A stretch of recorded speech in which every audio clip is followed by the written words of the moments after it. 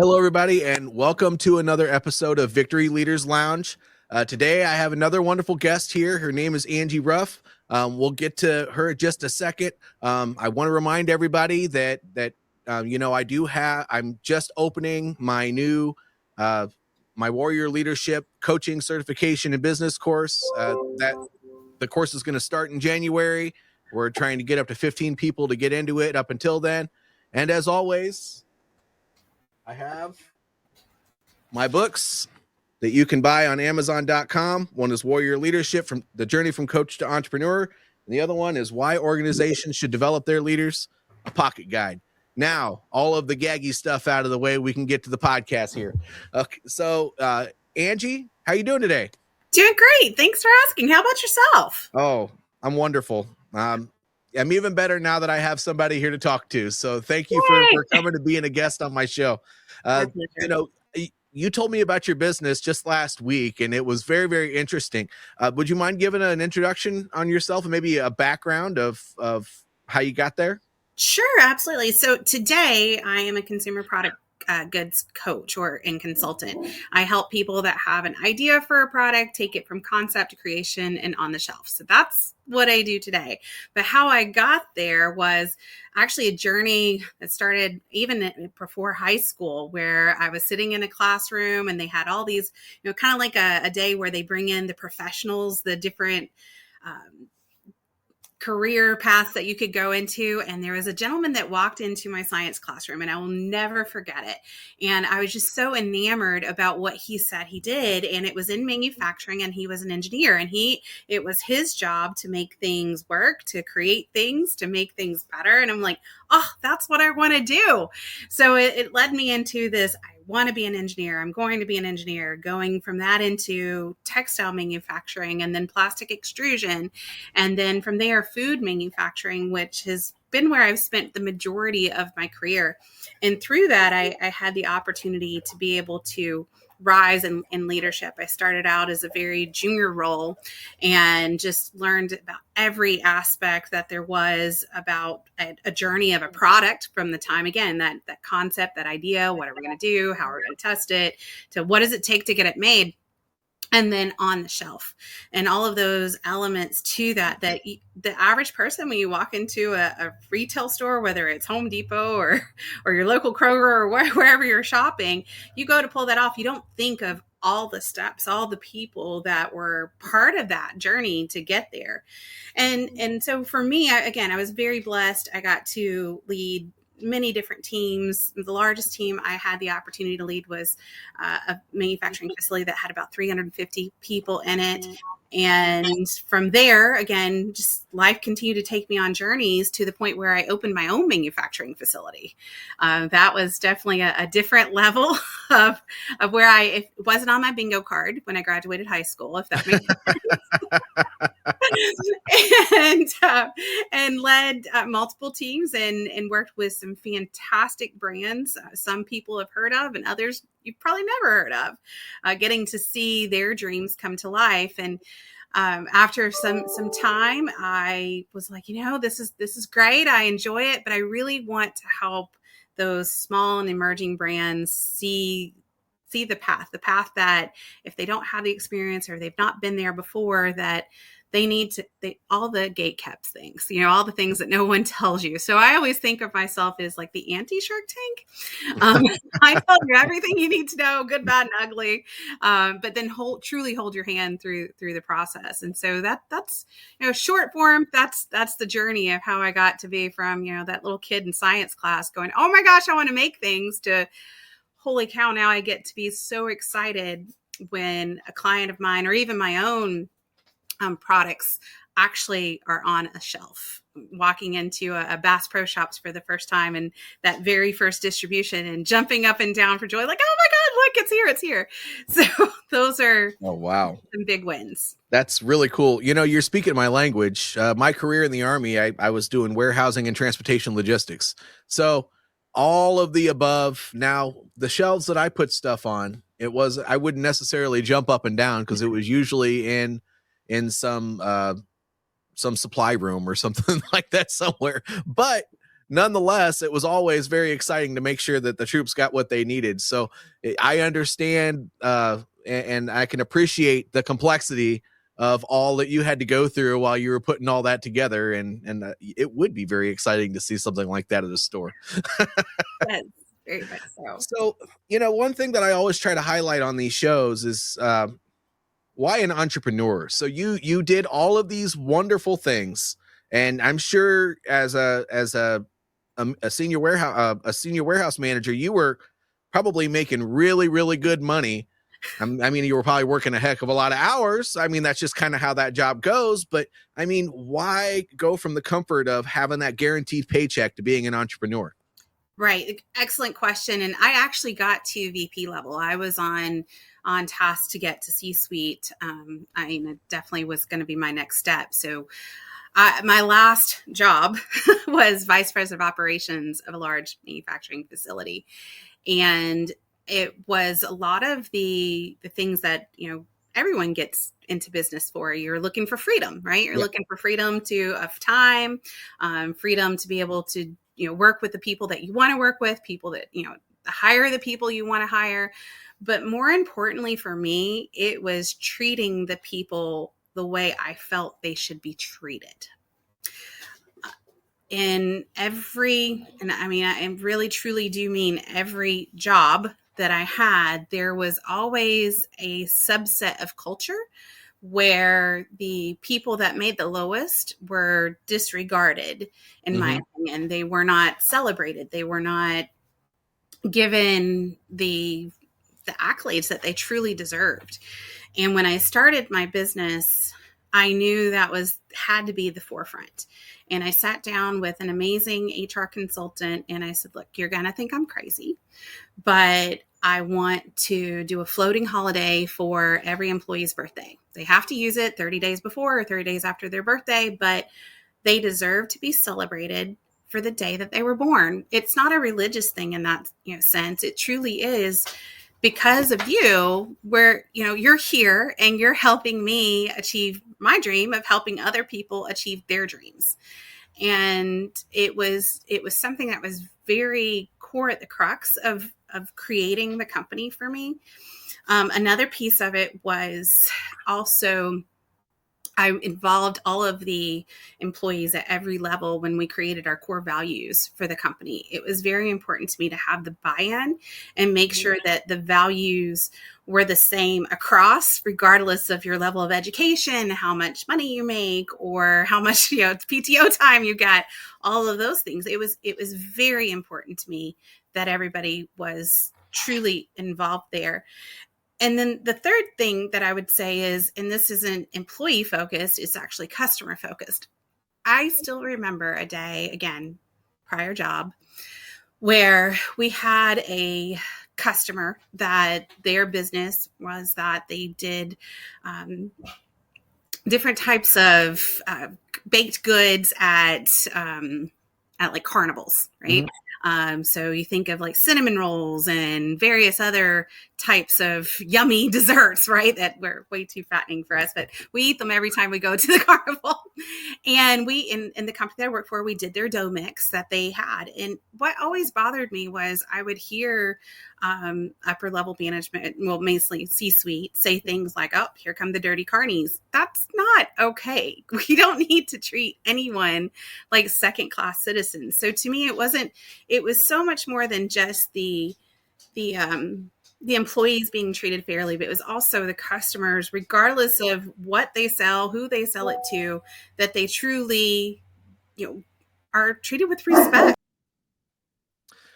That makes good sense to me. And it again, that you and I are on the same sheet of music with that too. I mean, that's part of the reason that I had a very difficult time transitioning from the military going into civilian employment, to be quite honest with you.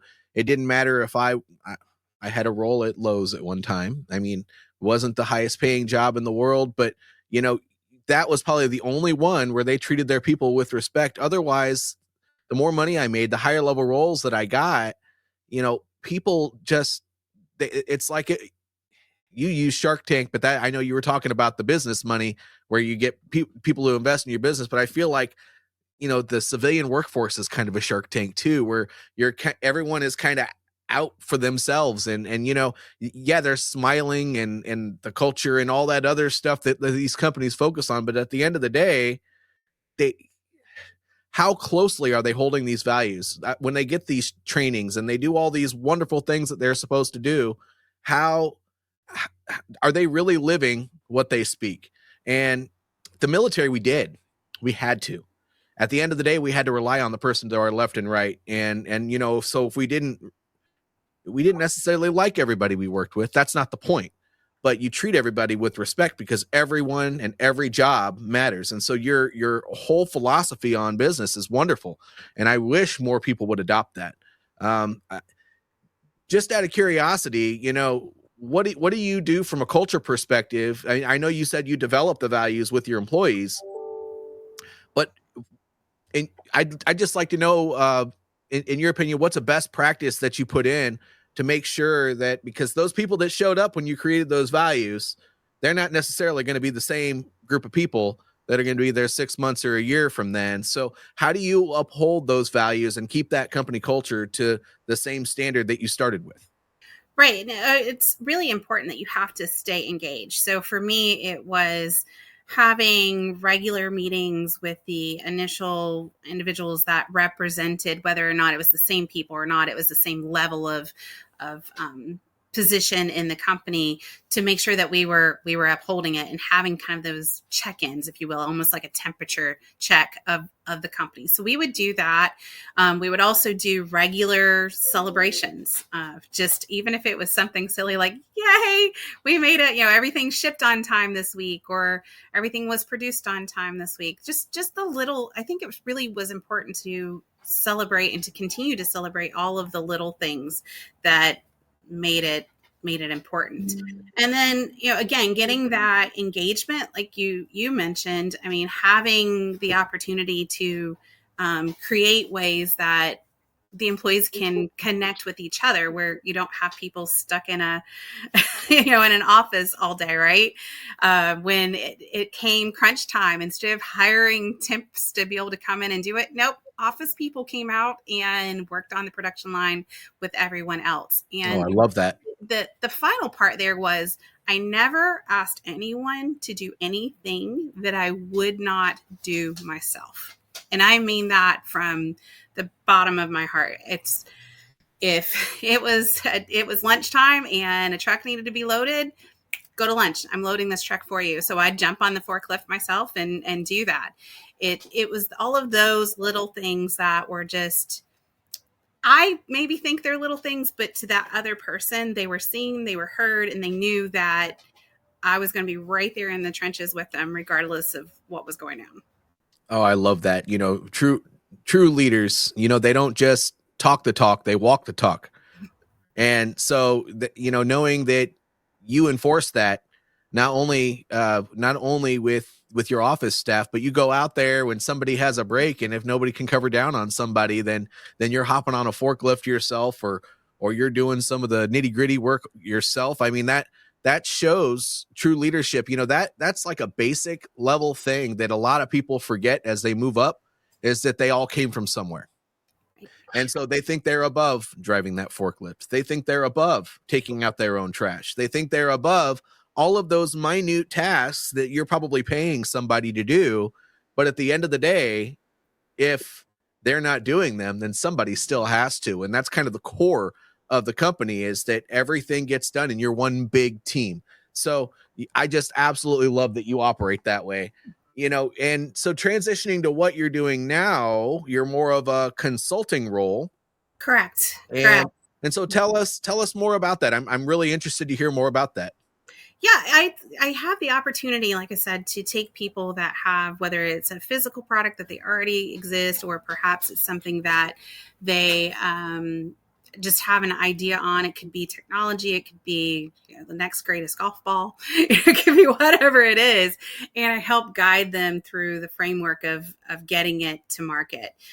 Things like vetting co-manufacturers if they're not going to make it themselves, or if they are making it themselves, making sure we're going through the process of compliance, whether it's FDA or the consumer product initiatives for safety and all of those awareness guidelines. There's so many things that people don't know when they go into business, that if they don't have quite the right guide, then they're paying for it much bigger on the other side. Oh, yeah. So with that, I really take the time to listen. Active listening to me is probably my most important skill that I personally value, and I'm grateful for it when I see it in other people. To hear, what problem are you solving? Who are you solving it for? And why is it needed? And taking those things and just continuing to ask the right questions to the partners that I'm working for on a consulting basis helps them make sure that they're actually communicating the right message to their clients. And then we also, again, like I mentioned earlier, the gatekeeping, right? Where we rip away the shroud of what manufacturers say and do. Have worked for many manufacturers, have owned my own manufacturing. And with that, I know what the lies are. I know what the things they're going to tell you, because they don't want you to worry. They think they're solving the problem, when in reality, if we could just all be a little more vulnerable, then things would get done faster with more vulnerability in the manufacturing realm. Whoa, right? whoa. Right? I think you're disrupting something. Yes, I think so as well. That's great. But it is true. So again, if you've got something where this is your idea, but you've never made a bag, or you've never made a shirt, or you've never made, a recipe before at that scale, we unlock all of that, and we're very transparent. That's the other big thing about it, is transparent vulnerability and transparency. So when we bring on a client, we onboard them, we break down everything that they've got, they know to date, and then we map it out in a nice, organized fashion, so they know what to expect, what's next. They can see in live time what we're working on, and then they can ask questions if they wake up at 3 a.m, throw it in their portal to be able to, for us to see it when we wake up the next day. And just have that open dialogue to be able to not be so scared to take the leap to launch something, because I think a lot of people don't go into entrepreneurship, don't launch the thing. Or my favorite conversation that I have is when someone goes, they see something on the shelf, I had that idea 2 years ago and I didn't do it. Why? Because I didn't know what to do, or I was scared. So my approach very much works to take away all of those fears. And when we have our check-in meetings with the client, it's, so what's keeping you up today? And I'm not a business coach, I'm a product coach, but it lets us know if there's something about the product that they're not happy about, they're frustrated about, or they think the messaging isn't quite right. And so we're able to dive into, okay, so this is your concern. Gut checks are great. They typically give you the next step. And then we incorporate that into our process to make sure that we've identified and clarified anything that needs to be fixed. Sounds to me like you kind of are a business coach, to be quite honest. I mean, if you get to VP level, or if you're starting a company, I mean, you understand the complexities of what a business takes to operate. I mean, you're very much in it at that point. Well, before I go any further, just out of curiosity, and we can continue talking after this, but if somebody wanted to get in contact with you, how would they do that? So super easy. Angie Ruff on LinkedIn, flavorcraftconsulting.com. That's our website. You can find every way to connect with me on there. I also have my own personal webpage. It's my full name, angeliaruff.com. You can see where I've done speaking engagements and various things of that nature. You can even find me on Facebook and Instagram. Same thing, Angie Ruff. It's pretty simple. Okay. Or Angie Ruff on Facebook and Instagram. Okay, so I'll put that up on the ticker next time you start talking here. I don't want to interrupt our conversation to do that. But so now you help people, and you call it branding. And so that's awesome that you do that. And most people, when they consider branding, it's the look of the product, the feel of the product, the color of the product. the website, all the other fun stuff. But I know you and I talked about this, and Yes. I don't want to steal your thunder. So for you, when you say that you help people with their branding, what does that mean to you? Great segue there. And it actually happened again just last week. Hey, Angie, my buddy has this great idea for a project. We just created a logo and we created a website, but we don't have a product. I'm sorry, what? So it happens more than you think. And so for me, branding it's everything that starts all the way at the beginning of the idea. It's the making sure you have a product that works, making sure you have a product that is functional, actually solves a problem. There's been case studies where people have created these great products. I think it's Juicero was one. They were going to create a juice in under 3 minutes. Well, guess what? Ninja already does. So it was all geared towards the juicing industry, but there wasn't a big enough demand for a single juicer to sit underneath your cabinet that you're probably only used twice to make it a go. So we take all of those elements, and to me, branding, like I said, really is the whole enchilada, if you will. It's what's inside, it's what wraps around it, and it's the sauce on top. Because if you have to explain to your customer what your product does, you've lost them. If you have to explain to your customer this whole long 14 paragraph story of why you've named your brand, the brand that you've named, because it means something to you, but it doesn't mean something to someone else, you've lost them. So it's all of those elements of branding that come so much before the logo and the website. Mm-hmm. Yep. Yeah, you have to establish yourself as a mission and a brand and a mission and everything else. You have to solve a problem, everything, before you can get to the product. I mean, yeah, you have to have the product. I mean, it has to solve a problem, but you have to understand, how to brief that to the world before you can start putting a fancy logo on there. Before you can build a website on it and all that other stuff. I mean, otherwise, all you're doing is wasting all kinds of money and time, because it doesn't cost a lot of money to build a website, to do your logo, but it does take a lot of time, especially once you establish yourself as a brand. Now that's everything you put out on social media. That's what you wear on your shirt. If you're that type of a person, these days, that's not always necessary. People don't necessarily advertise themselves that way anymore. But, a brand is so much more. So I love that you kind of go into the nitty gritty with them and help them understand how to do that, because not a lot of people do. There's a lot that you need to do before you talk to that graphic designer. Yes, 100%. Colors matter. Yes. Colors matter. Font matters. What images you choose matter. What you may think lands may not land with your desired consumer. Mm-hmm. Yes, I completely agree.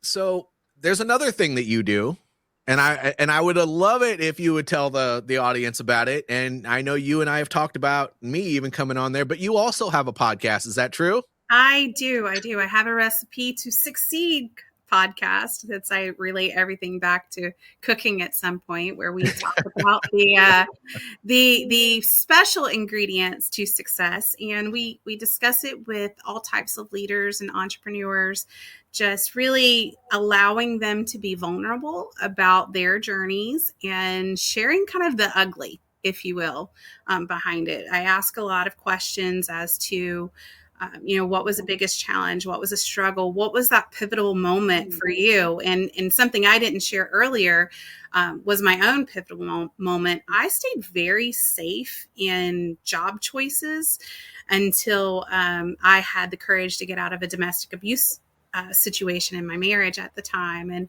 it wasn't until that I had the courage to get out of that my career took off.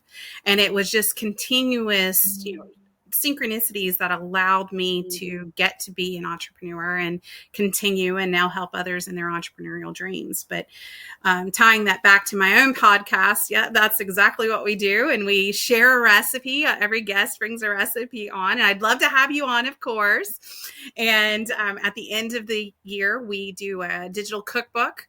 So everybody has their recipes online. We even had someone recently that had a handwritten recipe from her grandmother from the 30s. And so we actually put that picture onto it. So it's captured Wow. forever. I mean, how amazing is that? And Oh my gosh. Are they gonna get their wrist slapped because they gave up grandma's recipe? I mean, it's interesting you say that. So she was very concerned about that, but she didn't have children and her sister didn't have children. oh, okay. And if she didn't share, the recipe was going to die with them. Oh, So wow. so it was an opportunity for her to be able to allow her grandmother's recipe to live on. When something's good, it's good. I mean, there's no other way to say that. It's got to get out there if you don't have anybody to pass it down to. That's true. So that's excellent. So many wonderful things. I think that you are probably one of the only people in my network that takes people from concept to put on the shelf. And I think that understanding logistics, you and I probably think very similarly, by the way, because you don't think of that necessarily the product. You think of all the companies that go into that product, all the hands that touch that product before it gets put on a truck and sent over to the store and all that other stuff. But logistics is wonderful. So I'm glad you do that. But, because we're getting close to the end of the podcast here, I would love it very much. And by the way, thank you for being vulnerable and sharing your domestic abuse story with us. I think that, that sends a message in itself, and that message to me, and you'll have your own message probably to share in a minute. But I think that if you are not whole with yourself, then you can't go out and succeed in the things that you're trying to do for not just yourself, but for other people. You got to be a whole person. And it sounds to me like you became a whole person once that situation was, I hate to use the word resolved, but that it was no longer happening anymore. Correct. So, I mean, that's a wonderful story in itself. But if you had a message, or if you want to share a little bit about maybe a promotion you have going on or anything, definitely a special message with the audience. But what would you want to share with us today? Yeah. So, I mean, I guess the biggest thing is you don't have to go life alone. But you do have a choice who you do life with. Right. And when you find that you have people in your life that aren't serving you, then you need to find a new tribe. You've probably heard the phrase, if you're the smartest person in the room, you need to get a bigger room. So I would say embrace that. Don't be afraid to be vulnerable with people that may have more experience than you, or more education than you, or even just more life experience. Maybe they've had street experience that you've not had. Those kind of elements to it. And to tying that back to my own business, one of the reasons why I created a group coaching program was to be able to allow people to share their experiences with other entrepreneurs at the same time. Because that, to me, there's power in numbers, there's power in vulnerability. And at the end of the day, if we really harness that could be a superpower. And to have so much knowledge in one space to be able to share, well, I tried getting my product in Ace Hardware stores and it went like, stinky pot or something. You can share the challenges, the joys, the lows, but it's so much more powerful to make sure that you create those boundaries for yourself and respect yourself enough to surround with solid humans that really want to see you succeed. Isn't that the truth? It takes a village to make something happen. Yes. And when somebody relies on themselves, you can only take yourself so far. You need the examples of other people. You need the creativity from other people. You need the support from other people. You need the perspective from other people. If you really want to take something to the next level. I mean, I'm sure you can sustain your income if you try to do things by yourself, but if your goal is to be more, then go find more. Yes. You're not going to find it sitting at Fort Couch. You're just not. So gotta use that. Thank you. Well, sorry, that was when I was in the military. That was what we always used when we retired from the military. We're PCS in the Fort Couch. That's a permanent change of station. Excellent. Love it. So thank you, Angie, for being a guest. Real quick, do you have a promotion or anything that's going on right now in your business that you would like to share? Yes, absolutely. So right now, well, we actually do a workshop every month, but the big workshop that we're doing in November, if this airs in November, or actually we're live, so I know it will. Is we're doing a trademark workshop. It's all of the secrets we're actually doing in collaboration with a trademark attorney, and it's a fabulous workshop that you'll get takeaways from, and you can find that on our website, flavorcraftconsulting.com /workshop. It's an amazing opportunity to really hear from not only the trademark attorney, but someone that's been in manufacturing and distribution, what you need to know if you've got something that you're considering getting a trademark, or maybe you already have a trademark and you're not sure if it's fully protected. So that would be our big thing we've got right now. Very good. You heard it all from Angie, folks. That's flavorcraftconsulting.com. And you can find Angie Ruff on LinkedIn, Facebook, and Instagram. So look her up. I don't think you'll be disappointed. So this was another episode of Victory Leaders Lounge. And thank you, everybody who's tuned in now and who watches this in the future. Have a good day, and don't forget to vote. Yes, vote. Definitely vote.